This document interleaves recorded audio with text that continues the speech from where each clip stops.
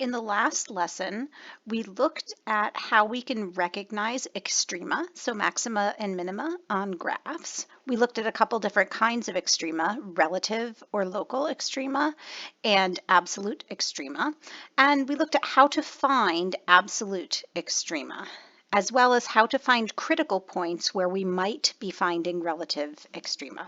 So for this lesson, we're going to focus on finding relative maximums and minimums and how we can determine, using algebra and a sort of sketch of the graph, how we can determine whether it is a maximum or a minimum when we find a critical point, or whether the critical point is neither a maximum nor a minimum. Okay. So let's start with an example. So example 1, where we are going to use the first derivative test before we defined it. Okay, so the first derivative test, and we are going to be, this is also making a sign diagram. And we are going to go on to expand these sign diagrams as we get more and more into different aspects of how we sketch curves using the information we get from the derivative and the second derivative. So let's see if we want to find any critical points of f of x equals x squared minus 3x, and determine their nature. Now, in Pre-Calculus 11, you learned how to find the maximum or minimum value of a parabola and find the x-coordinate of that, of the point that gives you that maximum or minimum value. Here, we're going to use calculus techniques to do the same thing. Okay, so to find critical points, the very thing we want to do is find f prime of x. So if we have f of x is x squared minus 3x, f prime of x is 2x cubed minus, no, 2x cubed. What? No, it's 2x minus 3. Okay, we have a parabola, we should probably have a linear derivative. So when our critical points will occur at where f prime of x is equal to 0 or does not exist. This is a linear equation, so it exists everywhere. So we're only looking at points where f prime of x equals 0. So if 0 equals 2x minus 3, and solving that equation, we get x equals 3/2. Okay, so now what we're going to do is we're going to determine the nature of the critical points. So we are going to draw a graph. We have 3/2. We're actually just going to use this as a number line. And what we're going to do is we're going to look at what is happening with f prime of x on both sides. So this is continuing what we did when we were looking at increasing and decreasing functions. Okay, so we know at 3/2 f prime of x is 0. We have potentially a critical point. So to the left of 3/2, so anything that is smaller than 3/2, well, let's plug in a sample point. So 1 is smaller than 3/2. 2 times 1 minus 3 is negative 1. So f prime of x to the left of 3/2 is negative. To the right of 3/2, well, let's try a point bigger than 3/2. How about 2? 2 times 2 minus 3 is 1. So that is a positive number. So to the right of 3/2, f prime of x is positive. Remember, the derivative, just like any other function, if it's a continuous function, in order to change sign, it has to cross through 0. That's by the intermediate value theorem. The only other way it's going to change sign is if there's a discontinuity, which is why we have to look at those discontinuities as potential critical points for where we're going to change signs. So this here should have any needs all critical points. Okay. Critical points where f prime of x equals 0 or f prime of x does not exist. Okay, and so you put all those points on there, then you determine where f prime of x is positive or negative. Now we're going to make a bit of a sketch. So if f prime of x is negative, as we looked at in the first lesson, we are going to be going down. So for our sketch, we are going to draw this whatever way we'd like, going down. Okay? We still don't have enough information to say how it's going down, but we'll look at that in the next lesson. Now, it's positive, we know that we are going up because a positive derivative says the tangent lines have positive slopes. We are going up. So because we're going down and then going up, at this 0, we need to be hitting a minimum value. Okay? And this would be a relative or local minimum. Okay? So if we're going down and then up, we have a minimum. If we go up and then down, we have a maximum. So think about it hiking into a canyon, you have a minimum, down then up. If you're hiking up a mountain, up then down, you have a maximum point. So to summarize, here is our first derivative test. Okay. So on either side of the critical point, so this is of each, and you're going to have to examine each critical point individually. Okay.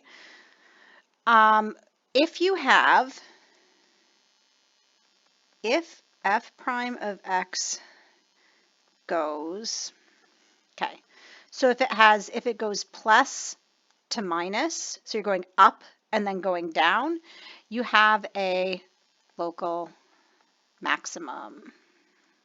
So positive slope to negative slope, local maximum.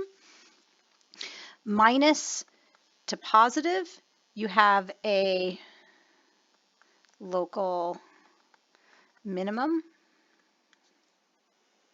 Okay.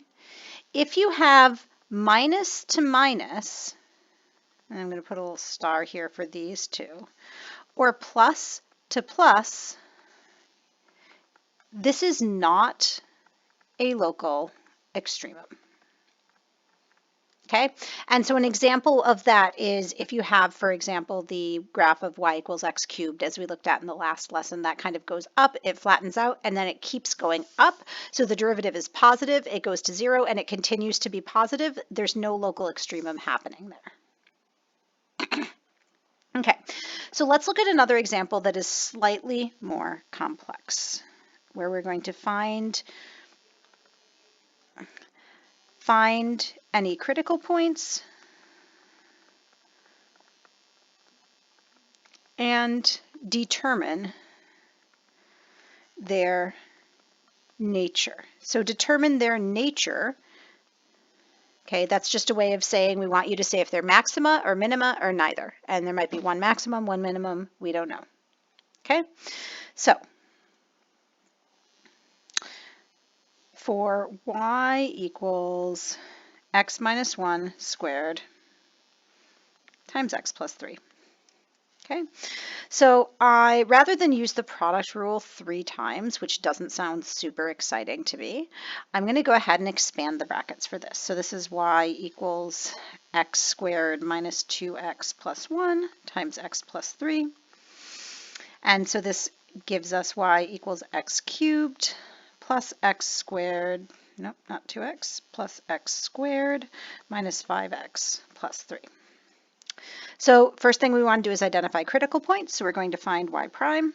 So y prime is 3x squared plus 2x minus 5.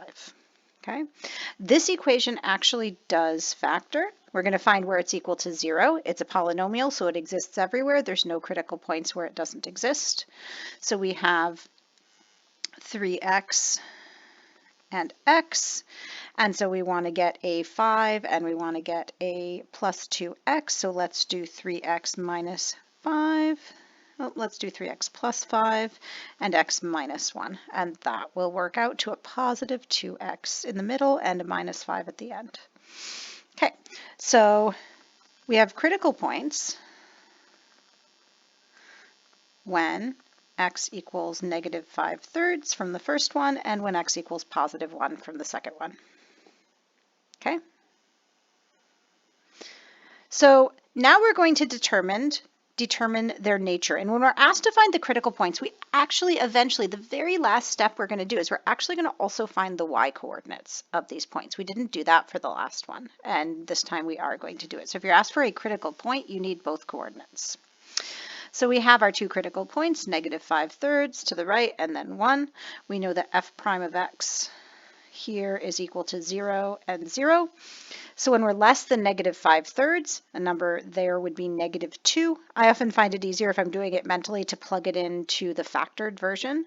So -2 times 3 is -6 plus 5 is -1. -2 minus 1 is -3. So we have a negative times a negative, which gives us a positive. If I plug in 0, first term is positive, second term is negative. So I get, which is 5 times -1, so we get negative. And if I plug in 2, that's bigger than 1, notice I can't plug in 1 because that'll just give me 0. I need a bigger number. So I get 6 plus 5 is 11, and 2 minus 1 is 1, so that when I multiply them is going to come out positive. So positive, negative, positive. So we did our f values of f prime of x. Now we're going to do a little sketch. Okay, I'm just going to set this off so we can see that's different.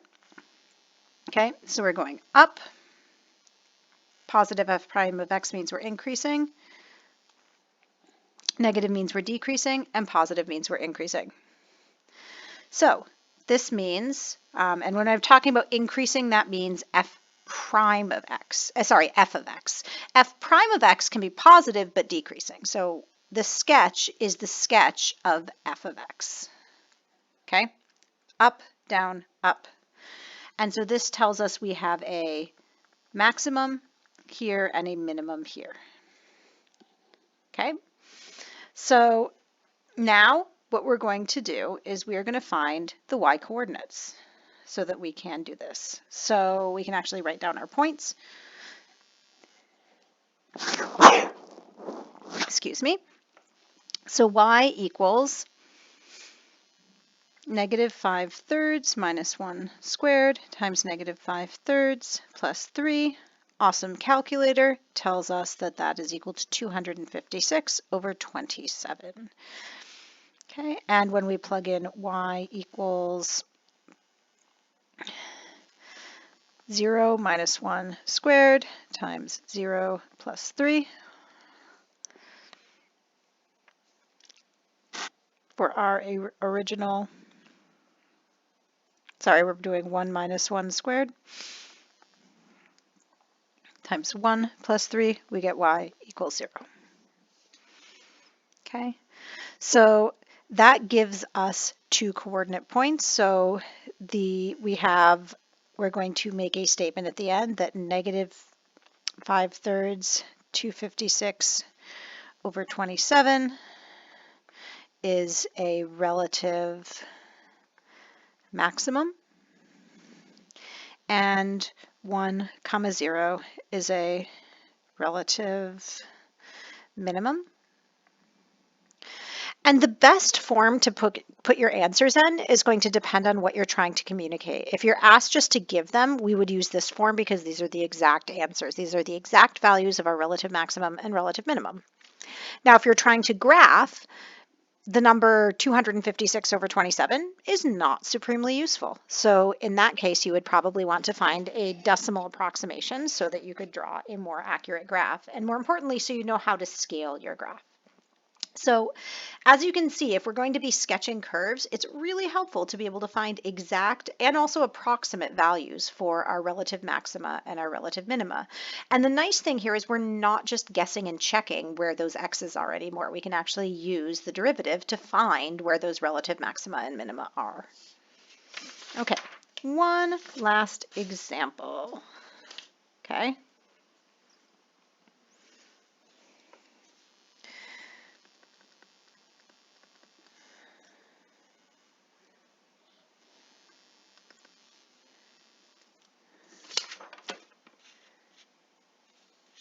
Okay, let's find something a little bit. So find any relative maximums or minimums. Let's try something that is not a polynomial. Okay. So we have f of x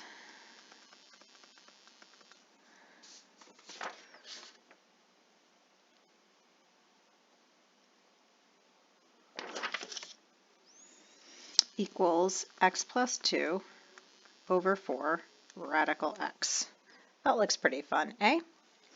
So what we want to do first is we want to find f prime, and we want to see if there are any places where it doesn't exist or where we're going to run into a problem. So we're going to do low d high, which is 4 root x times 1, which is just x, minus high d low, so that is x plus 2 times 2 over radical x.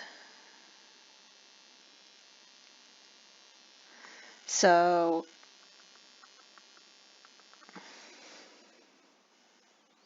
we have 4 over radical x, so it would be 1 over 2 radical x times 4, which is 2 over radical x. Okay, square the bottom, 16x, and there you go. So what we're going to do is we are going to look at a couple of, so the first thing we're going to do is we're going to notice that there is a critical point or an asymptote or something happening when x equals 0. So that's a point that we need to investigate what's happening at, whether we're increasing or decreasing, and it's definitely, if we were to sketch it, going to be an important point. So I'm going to put 0 on here, and then I'm going to go ahead and say, okay, so let's assume x is not 0. Let's look at where the numerator is equal to 0. So if 0 is equal to this whole fraction, it is equal to any zeros that are not going to give us an issue or be a critical point or something are going to involve the numerator. So we're looking at where 4 root x minus x plus 2 times 2 over root x is equal to 0. Well, we know how to solve radical equations, so let's go ahead and expand the brackets. That gives us 4 root x minus 2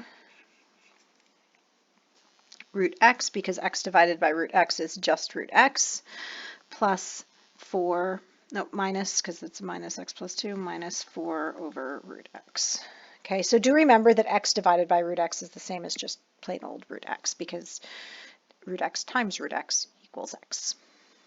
Okay, so now what I'm going to do is I'm going to multiply both sides of my equation by radical x, which I'm allowed to do because I've already looked at the case where x is equal to 0, so we're going to assume x is not 0 as we're finding this.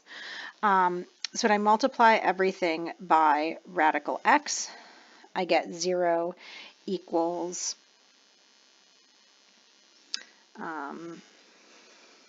4x minus 2x minus 4. And then simplifying, I get 0 equals 2x minus 4, and x equals 2. So something is also happening. We have a critical point at x equals 2. So we're going to just go back to our derivative, and we're going to plug in and see whether our derivative is positive or negative. So we're looking at f prime of x, and we're going to see below 0, is it going to come out positive or negative? Well, when we go back and we actually have a look at this, actually, we realize the 0 point function doesn't exist. So our function isn't going to exist below 0, and at 0, we know the function also doesn't exist. So the domain of our function is nothing is happening up until we get past 0. So some of this work, we just need to have a look and say domain is x greater than 0. Okay, and that's the natural domain for this function. So now we are going to start and look at points that are between 0 and 2. How about 1? So if we plug in 1, we get 4 minus 2 times 2, which is 0. Let's see, 4 times root 1 minus 1 plus 2, 3 times 2. So 4 minus 6, which is negative 2, which means our f prime of x is negative here. And when we're on the other side of 2, we have, let's try 3. Let's try 4 because it's easier to take the square root of. So that gives us 8 minus 3 plus 2 is 5. 8 minus 5 is going to be positive. So either, no matter what we put in the denominator for x, we don't really need to worry about the denominator because that's going to be, we're only using positive numbers, so the denominator is always going to be positive. Okay, so now we're going to draw our sketch. And so that means we're going to go down, we have a 0 here, and we're going to go up. Okay, so even though we have no idea what this graph looks like, we can tell that f of x has, we're going down then up, so f of x has a relative minimum at 2 is our x coordinate. Let's plug 2 in. We have 2, which is 4 over 4 times root 2. So 4 over 4 times root 2 is 1 over root 2, or root 2 over 2. Okay, so to find the y coordinate, you always just plug back into the, remember to plug back into the, okay, sub into f of x, not f prime of x, because we've been using f prime of x. So to find these values, you're subbing into f of x. To find this stuff, whether it's positive or negative, you are subbing into f prime of x. And a lot of this curve sketching stuff, you really need to be conscious about whether you're looking at what's happening with the derivative or what's happening with the original function.